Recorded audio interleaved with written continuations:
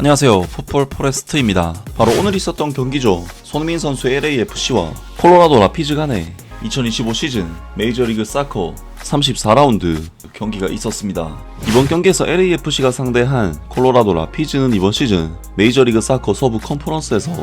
11승 7무 15패로 리그 11위 기록 중인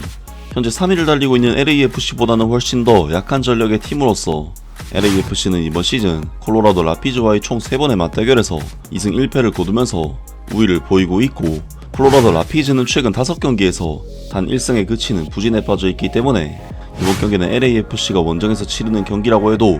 충분히 잡아낼 수 있는 매치업이라고 할 수가 있었습니다. LAFC는 최근 손흥민 선수와 드니 부안가 선수가 빠진 상황에서 2번의 메이저리그 사커 경기를 치러야만 했었는데, 확실히 최근 LAFC는 손흥민 선수와 드니 부안가 선수 2명의 선수만 계속해서 득점을 터뜨리고 있었기 때문에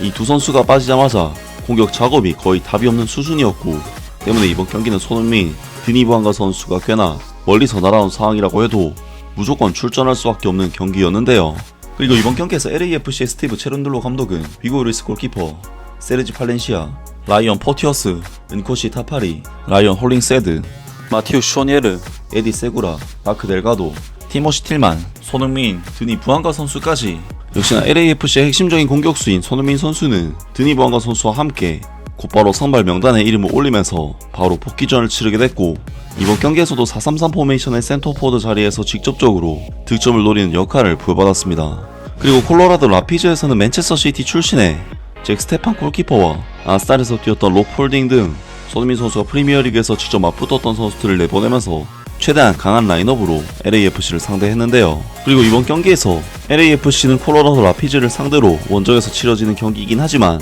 객관적인 팀 전력상 앞서는 매치업인 만큼 콜로라도 라피즈보다는 경기 주도권을 가지고 가는 경기를 했는데, 전반전 슈팅 숫자가 무려 13대 1에 달할 정도로 양팀의 경기력 차이는 극명했습니다. 하지만 이번 경기는 같은 서부 컨퍼런스 팀이라고는 하지만 LA에서 콜로라도는 상당히 먼 거리에 위치한 원정이고, 손흥민 선수와 드니 부안가 선수는 아예 다른 대륙에서 원정을 온 상황이다 보니 LAFC의 경기력은 A매치 이전 한창 좋았을 때처럼 스피디한 전개가 되지 않으면서 꽤나 답답한 경기력을 보였는데, 확실히 이번 경기에서 LAFC 선수들은 최근 오스틴FC에게 패배를 당하는 등 쉽지 않은 경기를 했었기 때문에 그 여파가 남아있는 듯한 답답한 경기력을 보였습니다. 또한 이번 경기가 치러지는 딕스 스포팅 구스파크는 해발 1600m의 높은 고도를 가지고 있는 경기장인 만큼 선수들의 체력적인 부담은 더욱 컸는데요. 특히 LAFC는 전방에 위치한 손흥민, 드니 부안가 선수에게 거의 볼터치 기회가 주어지지 않을 정도로 후방에서부터 미드필드를 거쳐 공격으로 전환되는 일련의 과정들이 거의 나오지 않았고, 때문에 손흥민 선수는 이번 경기에서 거의 고립된 모습을 보이면서 볼터치 횟수 자체를 크게 가져가지 못하는 상황이 나왔습니다. 그리고 손흥민 선수는 워낙 볼터치 기회가 적었었기 때문에 내려와서 받아주는 플레이를 할 수밖에 없었는데, 어처구니 없게도 LAFC의 동료 선수들은 손흥민 선수가 내준 패스에 대해 리턴 패스를 내주지 못하면서 턴오버를 범했고, 전반전 24분에는 마크 델가도 선수가 손흥민 선수에게 내준 패스가 끊기는 등 이번 경기는 LAFC 입장에서 상당히 답답한 경기였지만 손흥민 선수에게도 굉장히 안 풀리는 경기 내용이었습니다. 그래도 손흥민 선수는 박스 부근에서는 여전히 위협적인 선수라고 할 수가 있었는데, 25분 손흥민 선수는 볼을 받은 뒤 골문을 노리는 돌파를 시도했고, 이것이 수비수에게 막히긴 했지만 마크 델가도 선수의 중거리 슈팅 찬스를 발생시키면서 손흥민 선수는 정말 오랜만에 공격에 기여하는 모습을 보여줬습니다. 하지만 LAFC는 워낙 경기를 꽉 잡고 있는 상황이었기 때문에 전반전 중후반부터는 찬스들이 나오기 시작했는데, 특히 전반전 34분 드니 부안가 선수는 콜로라도 라피즈의 수비진을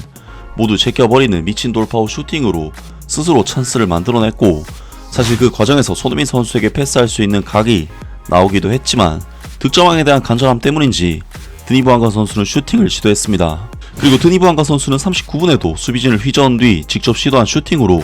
콜로라도 라피즈의 골문을 위협하는 등 LAFC는 서서히 득점에 근접한 순간들을 많이 만들어내는데, 결국 이번에도 득점을 결정 지은 것은 대한민국의 캡틴 손흥민 선수였습니다. 손흥민 선수는 42분 순간적으로 왼쪽으로 침투한 상황에서 자신의 전매 특허인 스텝 오버 후 강력한 왼발 슈팅으로 득점을 노렸는데, 이것이 워낙 대포할 슈팅이었기 때문에 잭 슈테판 골키퍼가 도저히 막을 수 없는 골문 구석으로 빨려 들어가 버렸고, 손흥민 선수는 LAFC에 복귀하자마자 또다시 득점을 터뜨리는 그야말로 미친 활약을 펼치게 되는데요. 야, 정말 손흥민 선수의 이번 득점은 토트넘 하스퍼에서 늘 보여줬던 손흥민 선수의 시그니처와도 같은 장면이었는데, 손흥민 선수의 스텝 오버 후 슈팅 패턴은 사실 굉장히 간결한 패턴이긴 하지만 알고도 막을 수 없는 미친 퀄리티와 클래스를 보여줬던 손흥민 선수였고, 이번 경기가 워낙 안 풀리는 상황에 있었기 때문에 손흥민 선수의 기습적인 골은 콜로라도 라피즈에게는 정말 치명적인 결과로 돌아가고 말았습니다. 사실 경기 양상 자체가 워낙 답답했었기 때문에 LAFC 입장에서는 골이 터질만한 분위기가 전혀 아니었지만, 손흥민 선수는 그야말로 개인 능력으로 득점을 터뜨리면서 팀의 리드를 잡게 했고, LAFC는 전반전을 1대0의 스코어로 마치면서 굉장히 순조로운 상황에서 후반전에 돌입하게 되었는데요.